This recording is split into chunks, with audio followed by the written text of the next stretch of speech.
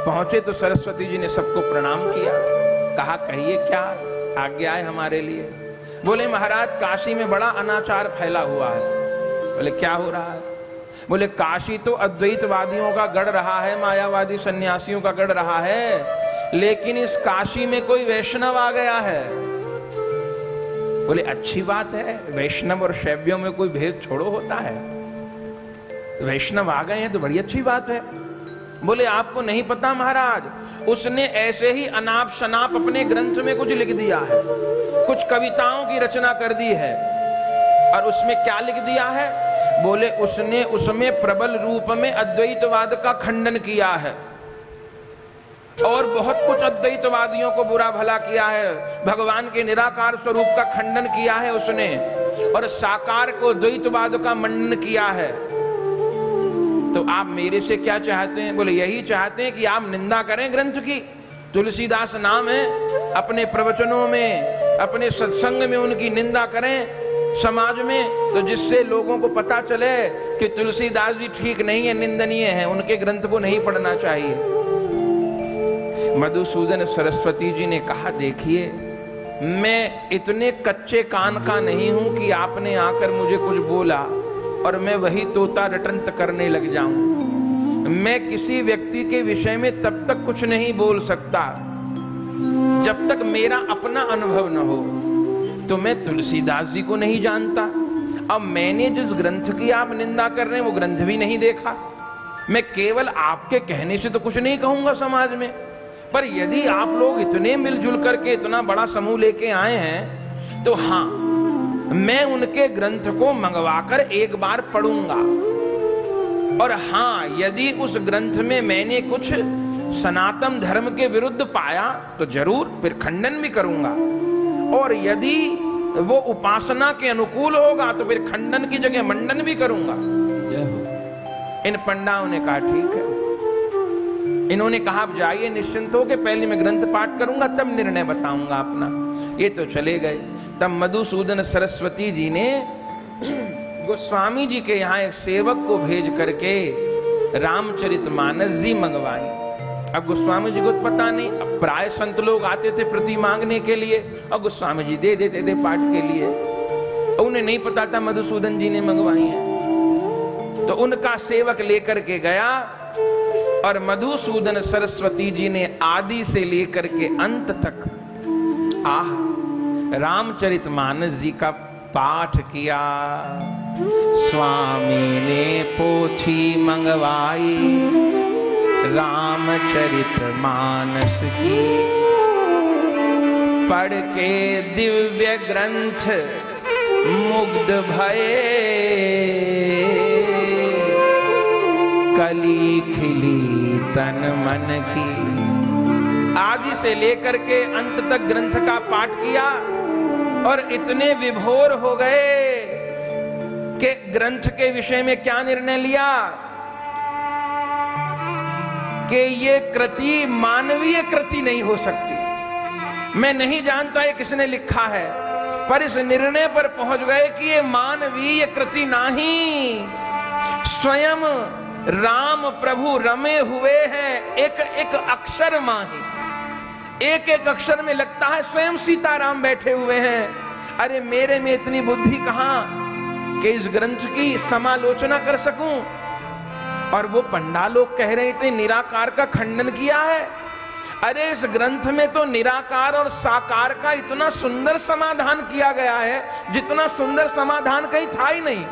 नहीं, हम निराकार साकार के बीच तालमेल बैठाने के लिए बहुत मेहनत करते थे, बहुत जगह से हवाला देना पड़ता था ग्रंथों से, पर इन तुलसीदास जी ने कितना सुंदर निरूपण कर दिया, कितना सुंदर निरूपण किया गोस्वामी जी ने।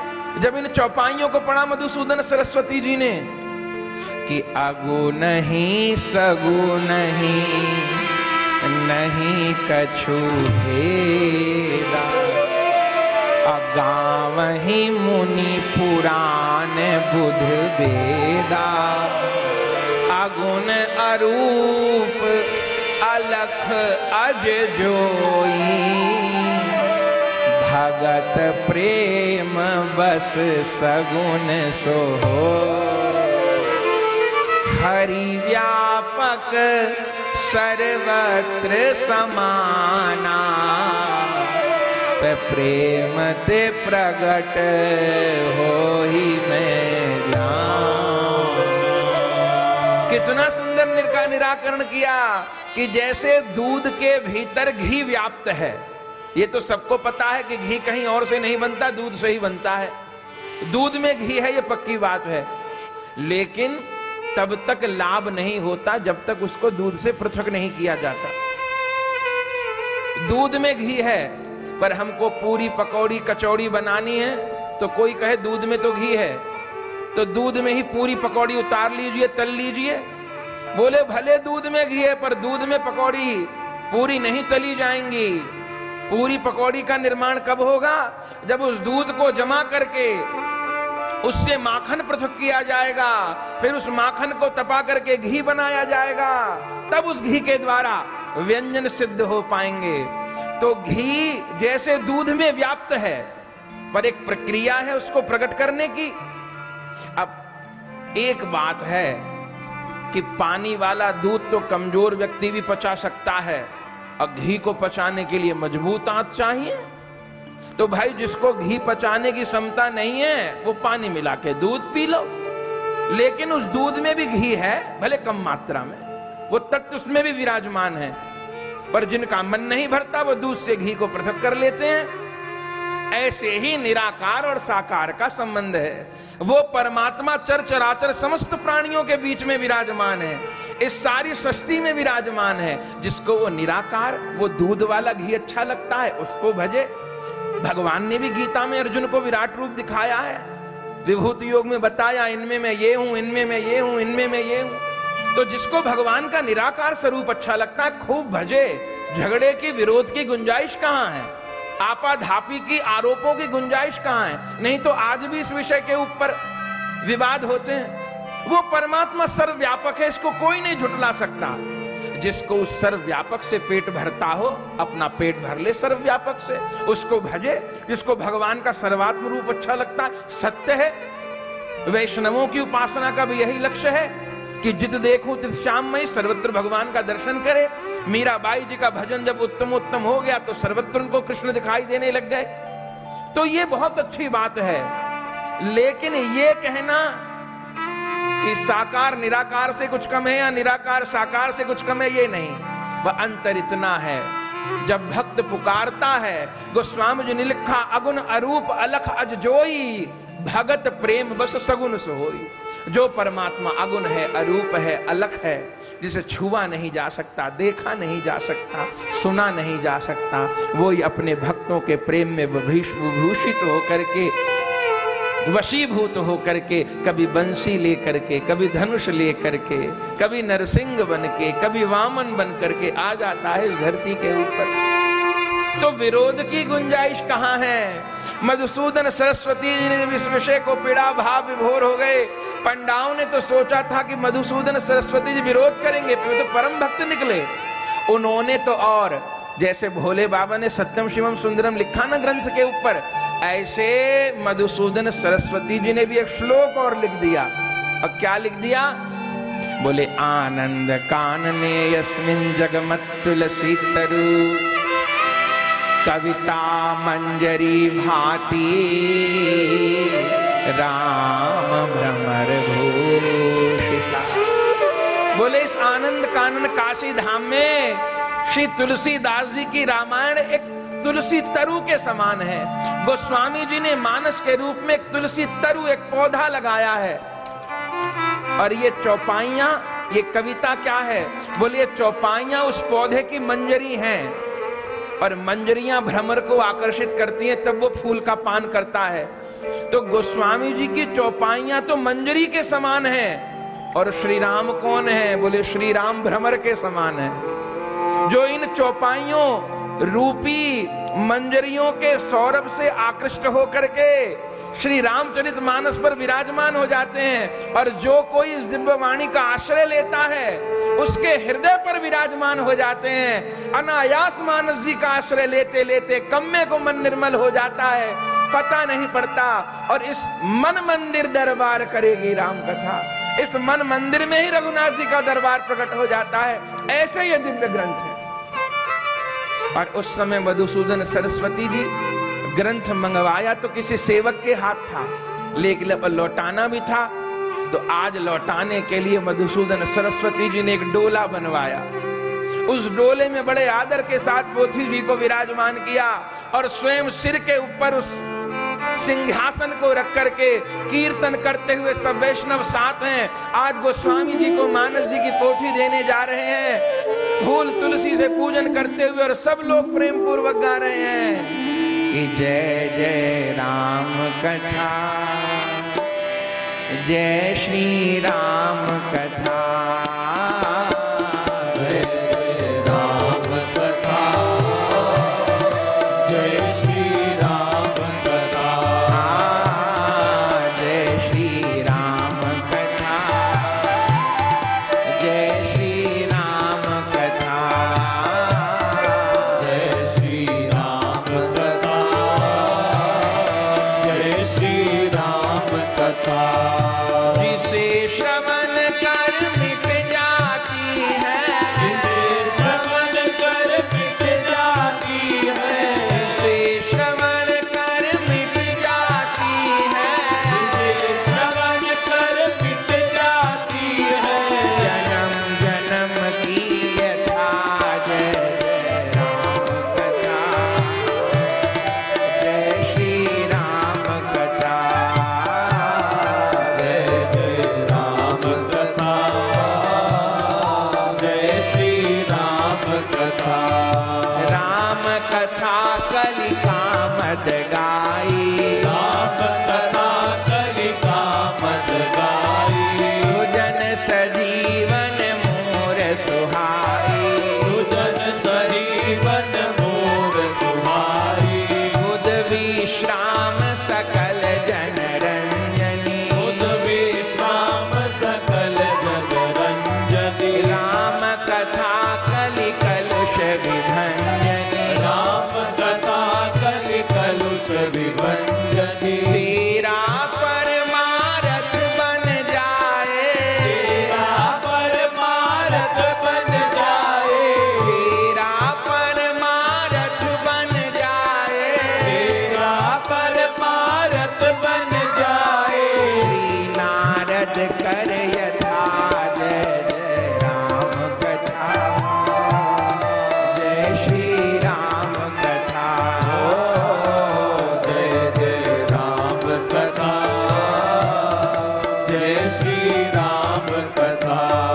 महामोह महिषे सुविशाला, महामोह महिषेष विशाला, राम कथा कालिका कराला, राम कथा कालिका कराला, राम कथा शशि किरण समाना, राम कथा शशि किरण समाना, संत चकोर करई जेहि पाना, संत चकोर करहि जेहि पाना, सुन कर तू भी अमर हो जाए, सुन कर तू भी अमर हो जाए, सुन कर तू भी अमर हो जाए, सुन कर तू भी अमर हो जाए, श्री हनुमंत यथा, जय राम कथा, जय श्री राम कथा,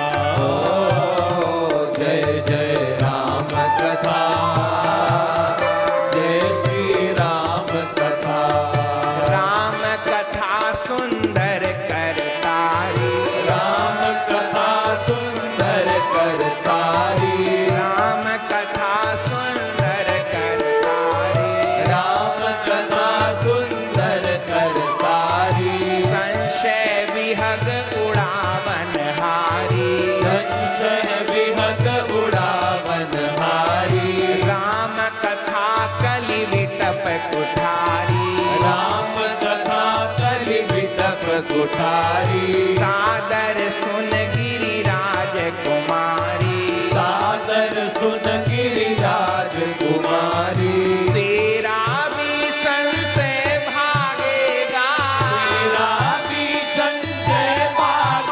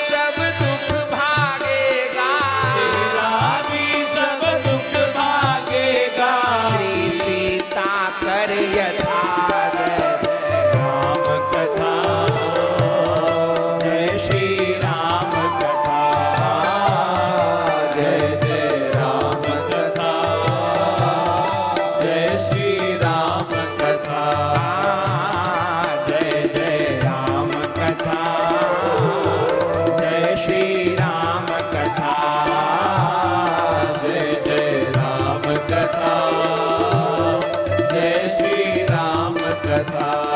राम कथा के तेई अधिकारी, राम कथा के तेई अधिकारी, जिनके सत्संगति अति प्यारी, जिनके सत्संगति अति प्यारी। राम ही प्रिय पावन तुलसी सी, राम ही प्रिय पावन तुलसी सी, तुलसीदास हित ही है तुलसी सी, तुलसीदास हित ही है तुलसी सी। अरे तू भी धन्य धन्य हो जाए, धन्य धन्य हो जाए, तू भी धन्य धन्य हो जाए, धन्य धन्य हो जाए। तुलसीदास कर यथा जय जय राम कथा, जय श्री राम कथा, जय जय राम कथा, जय श्री राम कथा। जिसे श्रवण कर मिट जाती है, जिसे श्रवण कर मिट जाती है, जन्म जन्म की व्यथा जय जय राम कथा, जय श्री राम कथा, जय जय राम कथा, जय श्री राम कथा, जय श्री राम कथा, जय श्री राम कथा, जय श्री राम कथा, जय श्री राम कथा। आनंद हो गया महाराज। मधुसूदन सरस्वती जी कीर्तन करते हुए सिर पे मानस जी की पोथी लेकर के गोस्वामी जी के पास गए। गोस्वामी जी ने देखा इतने बड़े संत महापुरुष आ रहे हैं, पोथी को संभाला है, चरणों में प्रणाम करना चाहते हैं। मधुसूदन सरस्वती जी दंडवत गोस्वामी तुलसीदास जी को करते हैं, बार बार चरण स्पर्श करते हैं। गोस्वामी जी झुक करके बार बार मधुसूदन जी को प्रणाम करते हैं। अंततः दोनों महापुरुषों ने एक दूसरे को गले लगाया। बहुत देर तक दोनों रोते रहे, रोते रहे, रोते रहे, रो रो करके विभोर हो गए।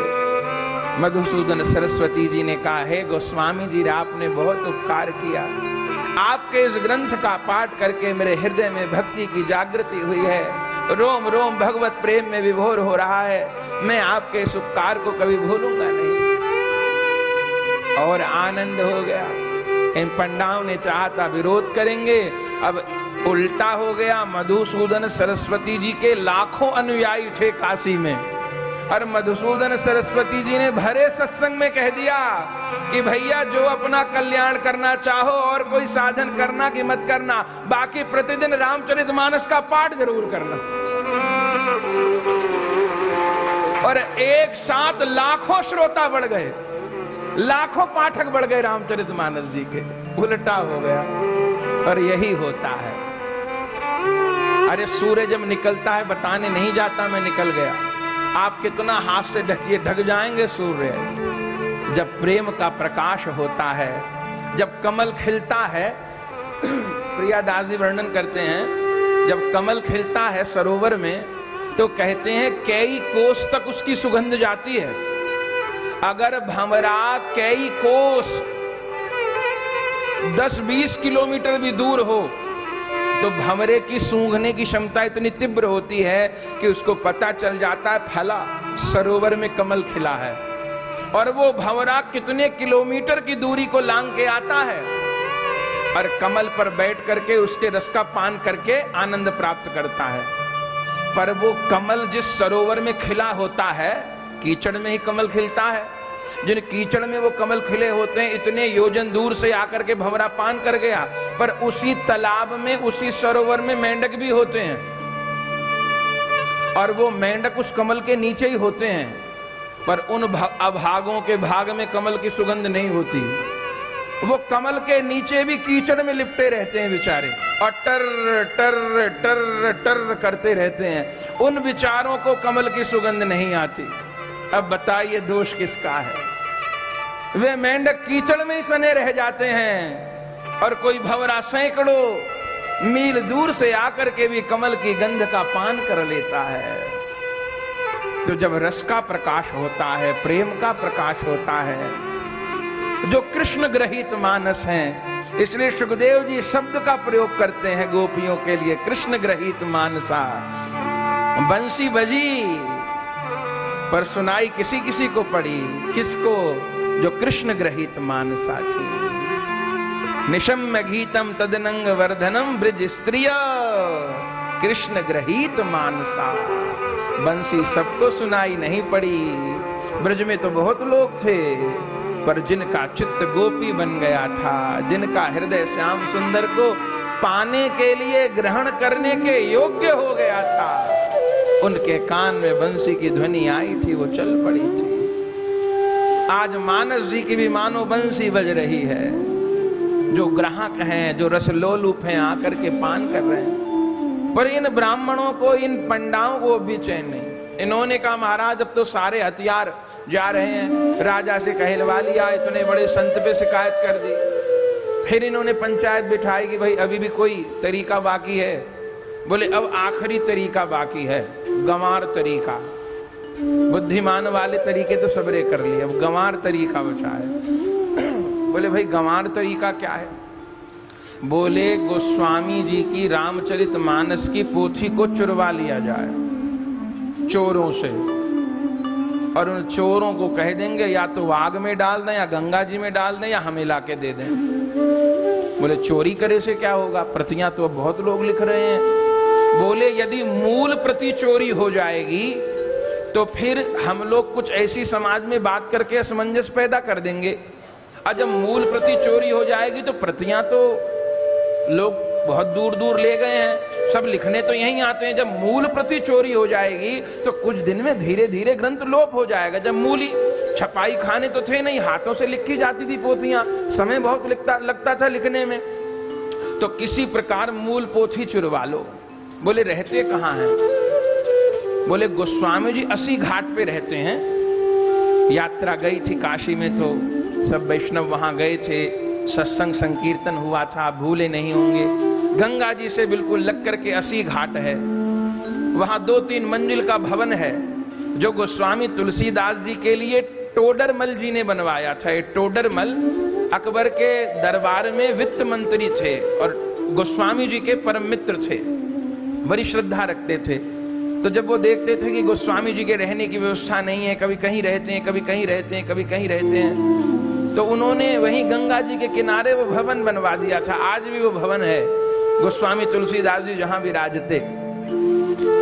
तो गोस्वामी जी 80 घाट पर उस भवन में तो बहुत कम ही रहते, कुटिया डाल करके ही प्राय रहते, और उसमें और तो कुछ सामान नहीं उनके पास में, पर रामचरितमानस की पोथी, बाकी माला, झोली, शालिग्राम, तुलसी, चंदन, इतना ही सामान था। इन पंडाओं ने कहा भाई चोरी कराओ। बोले कैसे चोरी कराओ, हम जाएंगे तो पकड़े जाएंगे, तो क्या किया जाए? तब एक ने कहा महाराज काशी में 2 बड़े प्रसिद्ध चोर रहते हैं। बोले कौन? बोले निधुआ और सिखुआ। उन्होंने बड़े बड़े घरों में डाका डाल रखे हैं, हाथ साफ करने में बड़े तेज हैं, तो उन्हीं से बात करी जाए, और यदि वे चुरा लें तो बस फिर क्या बात है। बोले बुलाओ। निधुआ सिखुआ को बुलाया गया, आए। बोले महाराज बताइए हमारी क्या जरूरत पड़ गई? बोले एक जगह चोरी करवानी है। बोले हमारा तो काम ही यही है, पैसा लेके जो कहो सो कर देंगे हम। क्या चुराना है, कहाँ डाका डालना है, कौन खजाने को लूटना है? बोले किसी खजाने को, किसी महल में डाका नहीं डलवाना, तो करना क्या है? बोले तुलसीदास जी का नाम सुना है? बोले सुना है महाराज, कौन नहीं जानता उन्हें, सारे काशी में जय जयकार हो रही है। कहाँ रहते हैं? बोले सुना है, वहीं कहीं गंगा किनारे रहते हैं। बोले हाँ, उन्हीं के यहाँ चोरी करनी है। बोले महाराज उस फक्कड़ महात्मा पे क्या रखा है, वो जो चोरी करने लायक उनके पास कुछ नहीं। बोले तुझे नहीं पता उनके पास क्या है? बोले क्या चोरी करना है? बोले उनकी झोंपड़ी में एक वस्त्र में लिपटी हुई पोथी रहती है, क्योंकि तो हाथ से लिखी हुई थी तो बहुत मोटी पोथी थी। तो बस तुमको करना क्या है? बोले किसी प्रकार उनकी कुटिया में घुस के रात के समय जाना, दिन के समय तो आने वालों का तांता लगा रहता है, वे स्वयं भी पाठ करते रहते, पर रात को शयन करा देते हैं, वो भगवान मानते हैं उस पोथी को। तो करना क्या है? बस किसी प्रकार उस पोथी को चुरा लाना, और चुरा के या तो हमको लाके देना, सबसे बढ़िया बात, फिर हम लोग जो करना होगा करेंगे। और यदि पकड़े जाओ, लगे कि हम तक नहीं पहुंच सकते हो, तो भले गंगा जी में फेंक देना, भले आग में डाल देना, पर किसी प्रकार वो पोथी नष्ट करनी है हमको। बस ये काम कर दो, फिर जो चाहो हम तुमको दे देंगे। निधवा सिखवा ने कहा कोई बात नहीं महाराज, हम तो इतने महलों में डाका डाल देते हैं, झोपड़ी में चुराने में हमको क्या मेहनत पड़ेगी। ठीक है, रात के समय जाना। अब तो महाराज ये दोनों दांव लगा करके रात के समय गोस्वामी जी संध्या समय संध्या आरती करी, मानस जी की सत्संग होता था, फिर देर रात हुई, धीरे धीरे सब वैष्णव सत्संग चले गए।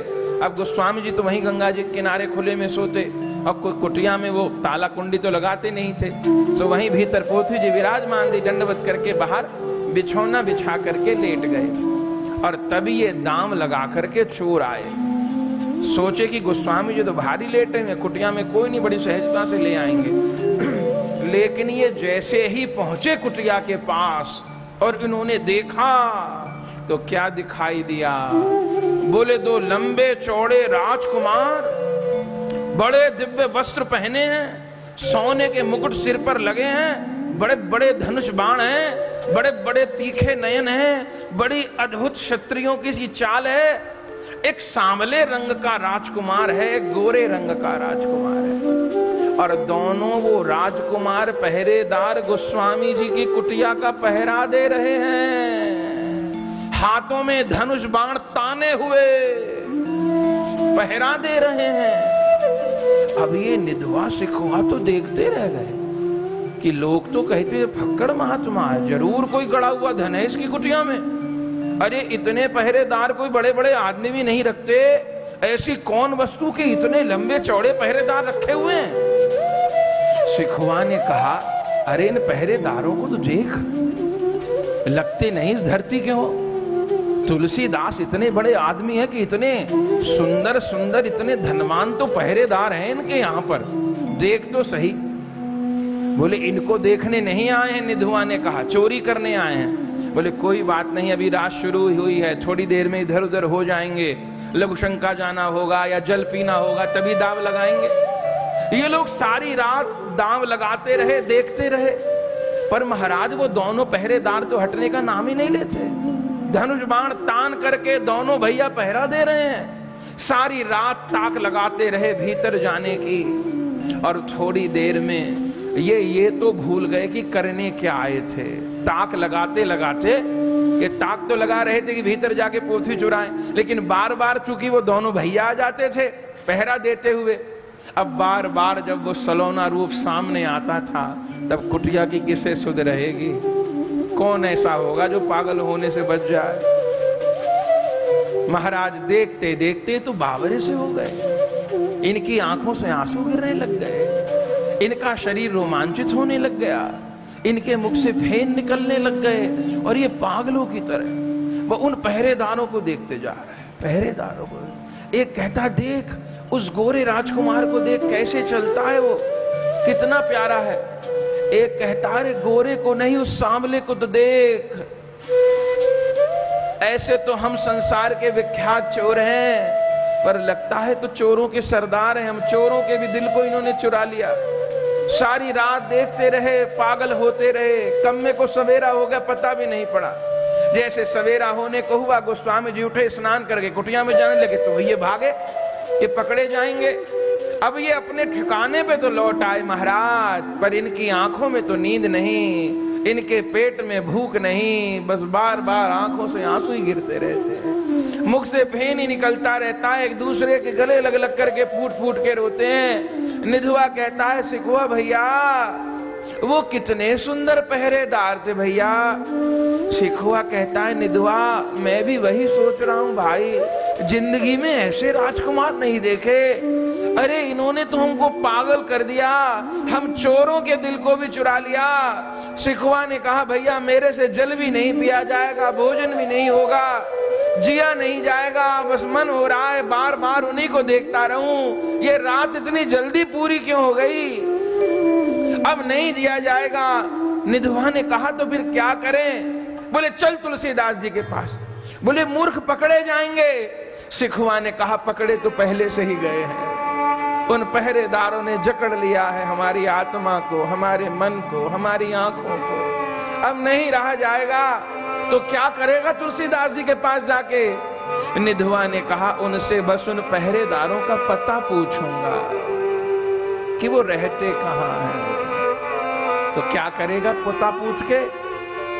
बोले एक बार जाके उनको देख लिया करेंगे, नहीं तो लगता है पागल हो जाऊंगा उनको देखे बिना। देख लिया करेंगे उनको रहते कहां हैं। बोले पकड़े जाएंगे? बोले जो होगा सो होगा, मरना इधर भी है मरना उधर भी है, चल तू।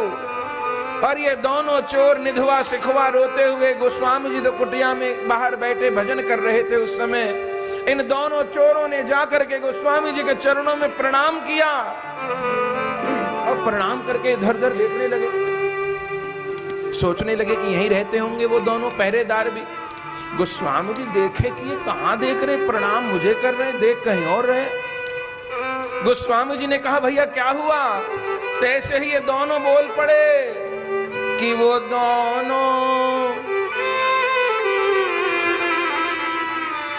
वे दोनों पहरेदार कहां है? हे गोस्वामी जी, वे दोनों पहरेदार कहां है? बाबा बेग बताओ, बिनु देखे परे न चैन, कृपा करी हमरे प्राण बचाओ। बिनु देखे परे न चैन, कृपा करी हमरे प्राण बचाओ। बिनु देखे परे न चैन, कृपा करी हमरे प्राण बचाओ। बिनु देखे परे न चैन, कृपा करी हमरे प्राण बचाओ। वे दोनों पहरेदार कहां हैं? वे दोनों पहरेदार कहां हैं? बाबा बेग बताओ, बिन देखे परे न चैन, कृपा करी हमरे प्राण बचाओ। बिनु देखे परे न चैन, कृपा करी हमरे प्राण बचाओ। गोस्वामी जी ने कहा, भैया कौन पहरेदारों की बात कर रहे हो? बोले महाराज वही पीतांबर वनमाल, पीतांबर वनमाल, मुकुट धर सुंदर वयस किशोरा। सुंदर वयस किशोरा, सुंदर वयस किशोरा। एक श्याम एक गौर धनुर्धर, चोरन हूँ के चोरा। दो जन चोरन हूँ के चोरा, चोरन हूँ के चोरा। बिन देखे जीवन बचे नाही, बिन देखे जीवन बचे नाही। एक बार पुनः दिखलावो, एक बार पुनः दिखलावो। वे दोनों पहरेदार कहां हैं? बाबा बेग बताओ। वे दोनों पहरेदार कहां हैं? बाबा बेग बताओ। ए बिन देखे जीवन बचे नाही, बिनु देखे जीवन बचे नाही। एक बार पुनः दिखलाओ। एक बार पुनः दिखलावो। वे दोनों पहरेदार कहां हैं? बाबा बेग बताओ। वे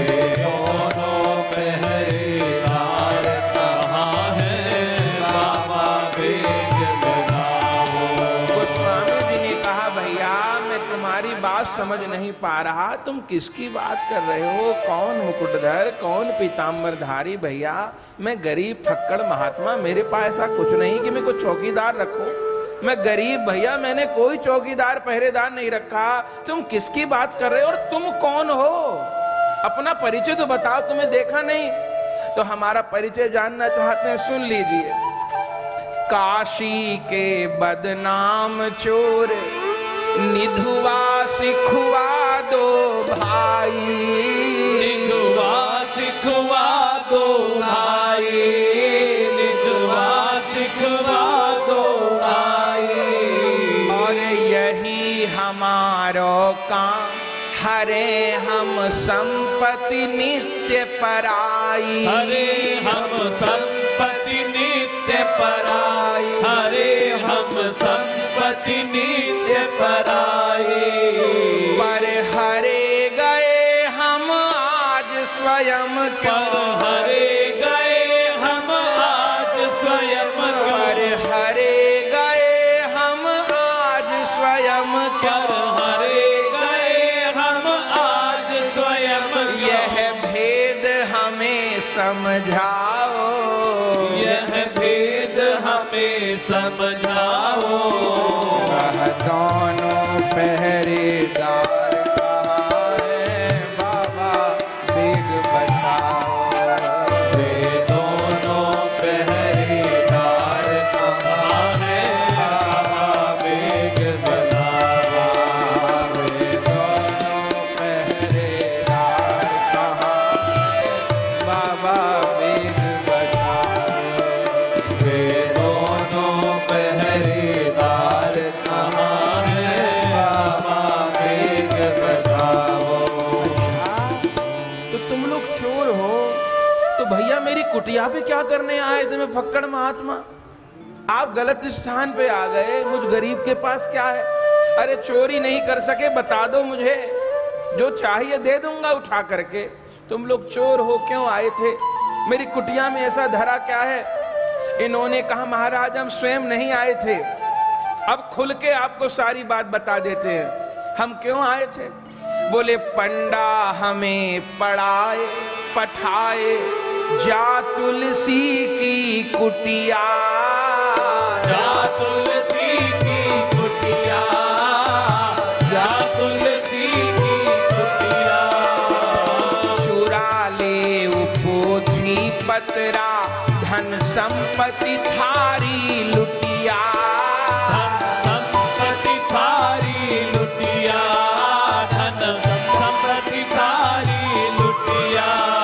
बस दीजो लाय हमें तुलसी की, अरे दीजो लाए हमें तुलसी की, बस दीजो लाय हमें तुलसी बस की। दीजो लाए हमें तुलसी की। रामायण यदि पाओ, रामायण यदि पाओ। ये दोनों पहरेदार कहाँ हैं बाबा, देख बताओ। वे दोनों पहरेदार कहाँ हैं बाबा, वेद बताओ। बिन देखे परे न चैन, कृपा करे हमरे प्राण बचाओ। बिन देखे परे न चैन, कृपा करे हमरे प्राण बचाओ। हमको पंडाओं ने भेजा कि आपकी कुटिया में जो कुछ है ले आए, आपकी कुटिया को उजाड़ दें। उनको क्या चाहिए पंडाओं को मेरी कुटिया में से? उन्होंने कहा था बस यदि उनकी रामायण मिल जाए तुमको तुलसीदास की, तो बोला कि हमको दे देना। तो तुम नहीं चुरा पाए रामायण? अरे कोई बात नहीं, ले जाते चुरा के। रामायण तो मुझे कंठस्थ है मेरे रोम रोम में। यदि तुम्हारा कुछ भला होना है, काशी के पंडाओं का कुछ भला होना है, तो कोई बात नहीं, मैं पोथी देने को भी राजी हूं। तुम चुरा नहीं पाए, क्या बाधा हुई? बोले यही तो सारी बात है। हमने क्या देखा? हम चुरा नहीं पाए। क्यों नहीं चुरा पाए? क्या देखा तुमने रात को? बोले आप तो गंगा जी के तट पर लेटे थे, हमने सारी रात देखा। देत कुटी पे सारी रात, देत कुटिया पे देते देखे पहरा, देखे देते पहरा, देखे देते पहरा। सारी रात कुटिया पे उनको देते देखा पहरा, उनको देते देखा पहरा, उनको देते देखा पहरा। और लख लख हृदय में बरबस उनको उठे प्रेम को लहरा, उठे प्रेम को लहरा, उठे प्रेम को लहरा। सारी रात आपकी कुटिया पर पहरा देते देखा और लखी लखी उठे हृदय में बरबस जोर प्रेम को लहरा। बस तभी से प्रेम की लहर उठी हुई है। और उनको देख के क्या लगता था गोस्वामी जी, बस मन करे यही, मन करे यही इन्हें निरख निरख, मन करे यही इन्हें निरख निरख, मन करे यही इन्हें निरख निरख, मन करे यही इन्हें निरख निरख। अब जीवन को फल पाओ, अब जीवन को फल पाओ। वे दोनों पहरेदार कहाँ हैं बाबा वेग बताओ, वे दोनों पहरेदार कहाँ हैं बाबा वेग बताओ। बिन देखे परे न चैन कृपा करे हमरे प्राण बचाओ, बिन देखे परे न चैन कृपा करे हमरे प्राण बस बचाओ। उनको देख करके यही लगता है देखते रहें देखते रहें देखते रहें। गोस्वामी जी कहते हैं भैया तुमने दो लोगों को पहरा देते देखा, पीतांबर पहने हुए थे, मुकुट लगाया हुआ था, बड़े सुंदर थे। एक सांवले रंग का था, एक गोरे रंग का था, बड़े बड़े धनुष बाण लिए थे हाथों में। तुम सच बताओ तुमने उनको देखा था? चोरों ने कहा नारायण की सौ प्रभु हम नहीं असत्य कछु भाके, नहीं हम नहीं असत्य कछु बाके, नहीं असत्य कछु बाके। अब पावे उन दो उनको तो मन ने नन में राखे, मन नैनन में राख दोन को, मन नैनन में राखे। हम झूठ नहीं कह रहे, बस एक बार उनका ठिकाना बता दीजिए, रहते कहाँ है, बस एक बार उनको देख लेंगे हमारे प्राण बच जाएंगे। गोस्वामी जी सुन सुन के विभोर हो रहे थे, वे जान गए थे कौन से पहरेदारों के दर्शन हुए इनको, लेकिन मौन देख करके गोस्वामी जी का सोचा था जब सारी बात बताएंगे गोस्वामी जी सहायता करेंगे, पर गोस्वामी जी तो अश्रु कंप पुलक से विभूषित हो गए। हे रघुनाथ तुमने इस अधम पर तो कृपा करी सो करी, जो इस अधम की कुटिया पे आ रहे हैं उनको भी दर्शन दे रहे हो। तुमको इस तुलसी की इतनी चिंता है, पोथी की इतनी चिंता है। इन भावों को सोच सोच कर गोस्वामी जी रुदन कर रहे थे, स्तंभित हो गए थे। लेकिन ये चोर बार बार कह रहे थे, लगता है आपको भरोसा नहीं हो रहा। नारायण की सौ नाथ हम कछु असत्य नहीं भाके, अब पावे उन दो उनको तो मन ने नन में राखे। अब चाहे जैसे हो गुरुवर, अब चाहे जैसे हो गुरुवर, अब चाहे जैसे हो गुरुवर, अब चाहे जैसे हो गुरुवर। तो उनसे पुनः मिलाओ, तो उनसे पुनः मिलाओ। वे दोनों पहरेदार कहाँ हैं बाबा वेग बताओ, वे दोनों पहरेदार कहाँ हैं बाबा वेग बताओ। दोनों पहरेदार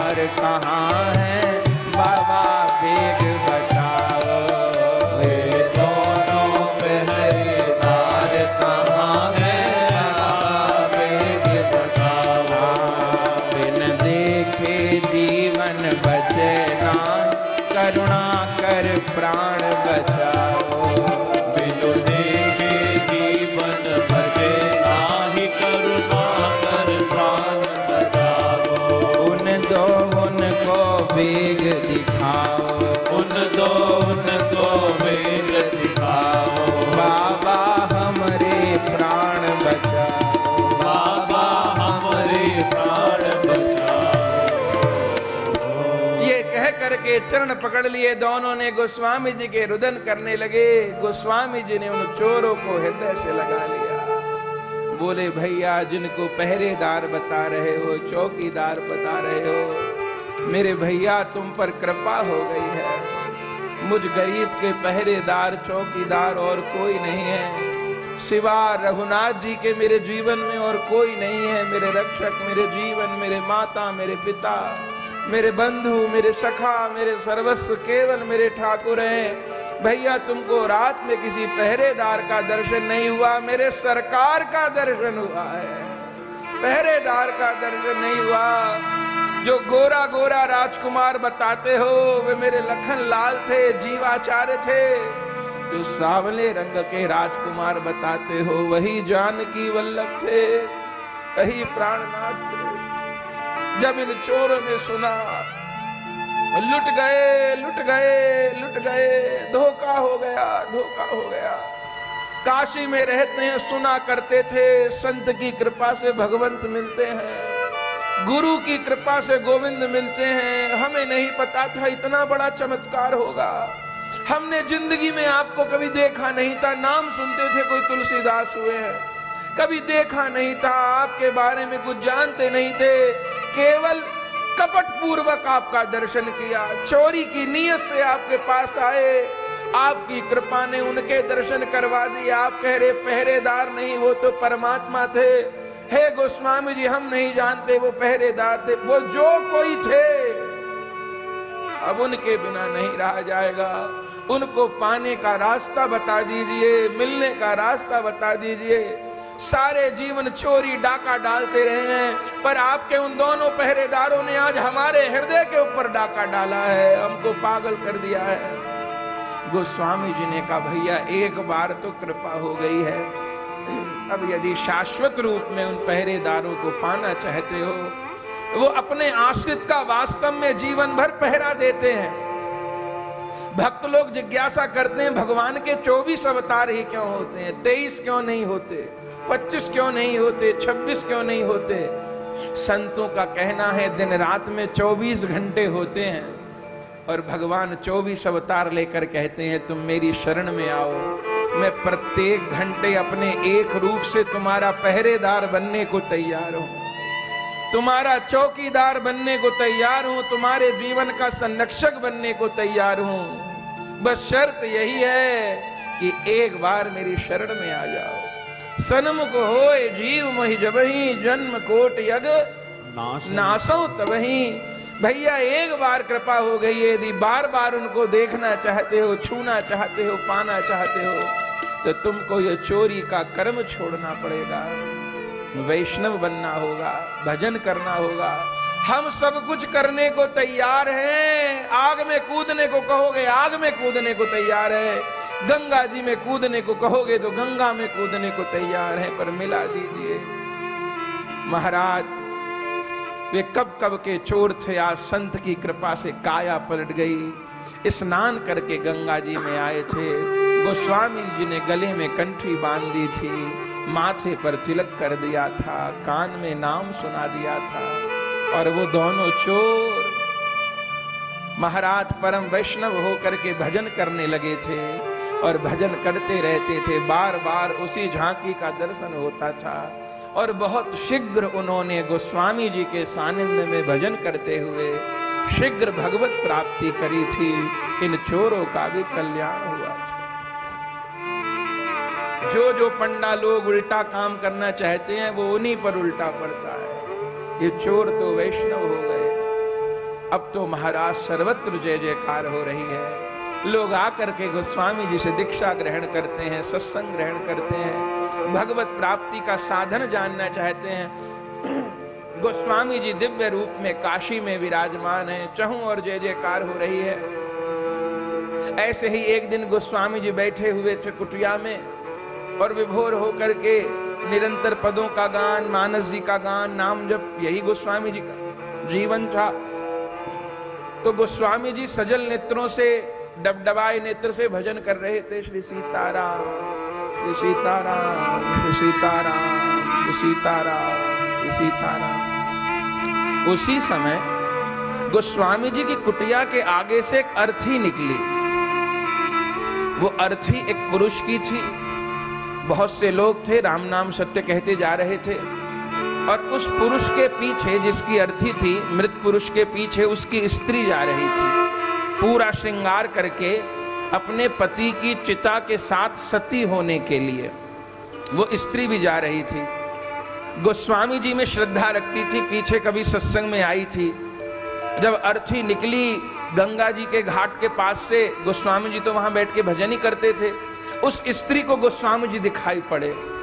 सोचा कि अंतिम यात्रा है, अपने पति के साथ सती होने के लिए जा रही हूं, तो एक बार गोस्वामी जी की चरण रज लेके इन महापुरुष को प्रणाम कर लूं। एक चरण रज लेके अपने मृत पति के सिर पर लगा दूं और स्वयं भी अपने सिर पर लगाऊं, फिर सती होने जाना है। तो वो 2 क्षण के लिए रुकी और गोस्वामी जी को प्रणाम किया। गोस्वामी जी को प्रेम में विभोर होकर के नाम जप कर रहे थे, उनको पता नहीं कौन गया कौन आया, लेकिन जैसे ही उसने प्रणाम किया तो वो स्त्री तो चूंकि श्रृंगार करे हुए थी, जब स्त्रियां सती होती थी तो पूरा सुहाग के चिन्ह धारण करके सती होती थी, सुहागन के रूप में सती होती थी।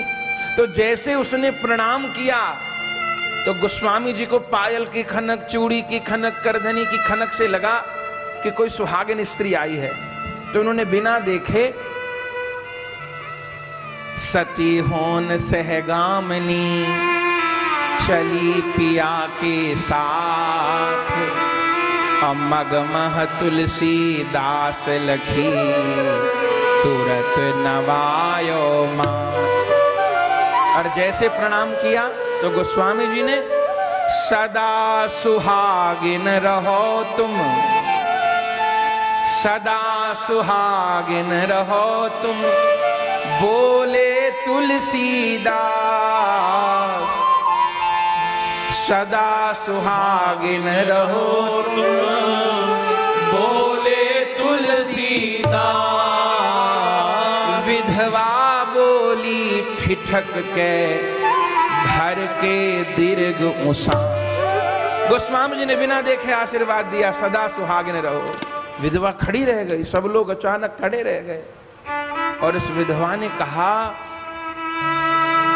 सदा सुहागिन होन को विधवा को आशीष, संत वचन मर्याद की अब रखें लाज जगदीश। मैंने सुना था आप तो, आपके मुख से कभी कोई असत्य वचन नहीं निकलता, और आपने विधवा स्त्री को सुहागिन होने का वर दे दिया। तब गोस्वामी जी का आंख खुली कि कौन ऐसी बात बोल रही है। देखा तो वो तो विधवा स्त्री है, अर्थी के साथ सती होने को जा रही है। विधवा ने कहा कि सती सुहागन होन को विधवा को आशीष, अब संत वचन मर्याद की लाज रखें जगदीश। ये सुनते ही कि नाम जप करते हुए मेरे मुंह से क्या निकला, मेरे जीवन में जो कुछ भी घट रहा है वो भगवत इच्छा से घट रहा है। तब तुलसी अंतर्मुख हुए, तुलसी अंतर्मुख हुए, सुन विधवा के बैन, और कीनी करुण पुकार तब सुनिए करुणा है। गोस्वामी जी अंतर्मुख हो गए और श्री रघुनाथ जी का ध्यान करने लगे। हे प्रभु, ये आपका नाम लेते हुए मेरे मुंह से क्या निकल गया? ये विधवा स्त्री को आशीर्वाद दे दिया है, मैंने राम राम कहते हुए आशीर्वाद दिया कि तुम सदा सुहागिन रहो, इसका तो पति मर चुका है। क्या आपके नाम की लाज, आपके इस भक्त की लाज आज छूट जाएगी? तभी अंतर से प्रेरणा मिली, नहीं नहीं, तुम्हारा वचन सत्य नहीं होगा। उसी समय गोस्वामी जी खड़े हो गए और उस विधवा स्त्री से कहा कि यहीं ठहरो। ये आशीर्वाद निकला है तो भगवत प्रेरणा से ही निकला है, और जिन्होंने इस दास के मुख से आशीर्वाद निकलवाया है वो इसको सत्य भी करेंगे। लोगों से कहा अर्थी को खोल लो।